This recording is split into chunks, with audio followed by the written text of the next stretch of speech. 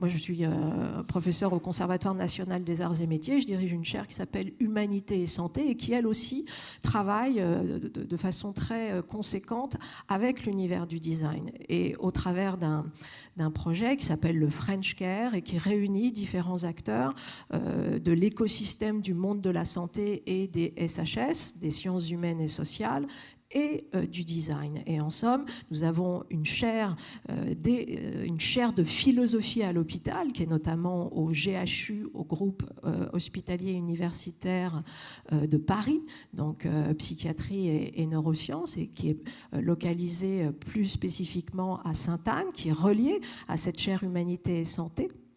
Et là, l'enjeu, c'est, je dirais, une chaire d'enseignement et de recherche, comme toute chaire peut exister, mais au sein d'un hôpital et pas au sein d'une université. Puis nous avons un deuxième pôle qui est plutôt destiné à la diplomation et déjà à faire entrer un acteur très particulier du monde du soin qui s'appelle le patient. Et c'est l'université des patients qui est fondée et dirigée par professeur Catherine Tourette-Turgis. Et donc là, c'est le deuxième étage de la fusée. Et puis on a un dernier étage de la fusée qui est celui du faire, de l'expérimentation, qui est porté notamment par une agence de design qui s'appelle les Sismo, et avec cette volonté, encore une fois, d'aller sur des terrains, les terrains où il y a du vulnérable.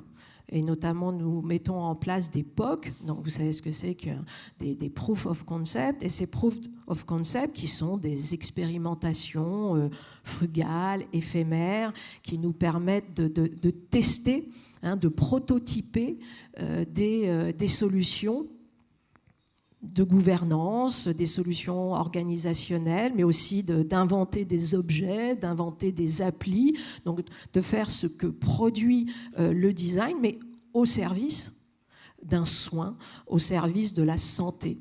Et l'enjeu plus global que nous avons voulu mettre en place dans cette chaire Humanité et Santé, chaire de philosophie à l'hôpital, université des patients et puis univers d'expérimentation avec les Sismo, c'était de passer du proof of concept, donc de la preuve de concept, au proof of care. Et qu'est-ce que c'est ce proof of care? Avec Antoine Fenolio, mon acolyte sur cette histoire-là, qui est lui-même résolument designer. Ce proof of care, c'était de dire, tiens, comment nous inventons des expérimentations qui précisément doivent rendre capacitaires les plus vulnérables d'entre nous. Et comment nous testons cela, notamment dans des univers qui, de façon un peu contre-intuitive, de fait, ne sont pas destinés à des univers d'expérimentation. Prenons par exemple l'univers des urgences à l'hôpital.